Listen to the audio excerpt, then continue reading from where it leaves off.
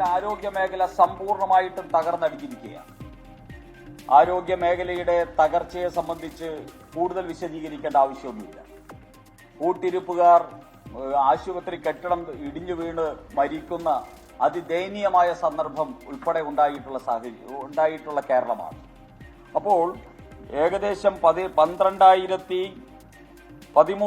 കോടി രൂപയോളം കേന്ദ്ര സർക്കാർ ഇത്തരത്തിലുള്ള ഹെൽത്ത് ഇൻഫ്രാസ്ട്രക്ചർ ഡെവലപ്മെന്റിന് വേണ്ടി കേരളത്തിൽ അനുവദിച്ചിട്ട് അതൊക്കെ തന്നെ വകമാറ്റി ചെലവഴിക്കുകയും അട്ടിമറിക്കുകയും ചെയ്ത സർക്കാർ, അത് ഈ പിണറായി വിജയൻ സർക്കാരാണ്. വി ശിവൻകുട്ടി മന്ത്രിസഭാ അംഗമായിട്ടുള്ള സർക്കാരാണ് ഇത് അട്ടിമറിച്ചിരിക്കുന്നത്.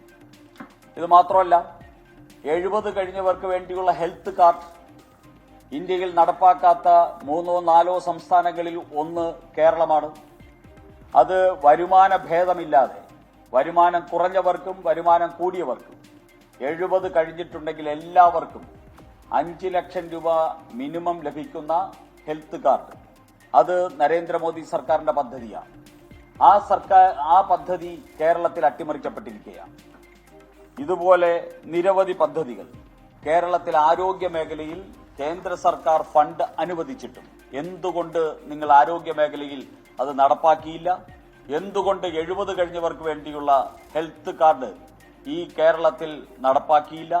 ഇതിനും ഈ കേരളത്തിലെ ജനതയോട് ഉത്തരം പറയുവാൻ ഈ സർക്കാരിന് ബാധ്യതയുണ്ട്.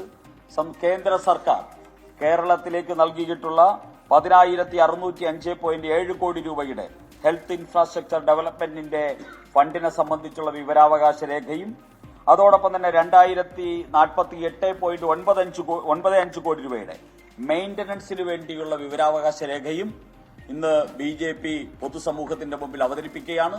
ഇതിനുത്തരം പറയാൻ ഞങ്ങളെ സംവാദത്തിന് വിളിച്ച ശിവൻകുട്ടിയും അതോടൊപ്പം തന്നെ കേരളത്തിലെ മുഖ്യമന്ത്രിയും തയ്യാറാകണം.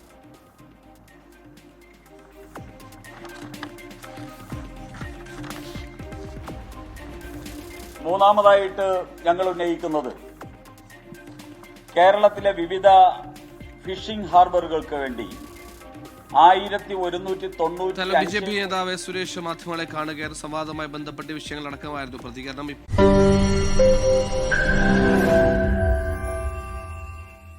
ലോകത്തെവിടെയായാലും ഏത് സമയത്തും 24 വാർത്തകളും ഓഗ്മെന്റഡ് റിയാലിറ്റി പാക്കേജുകളും എക്സ്പ്ലെയിനറുകളും വിശദമായി കാണാൻ ഞങ്ങളുടെ യൂട്യൂബ് ചാനൽ നിങ്ങൾക്ക് സബ്സ്ക്രൈബ് ചെയ്യാം.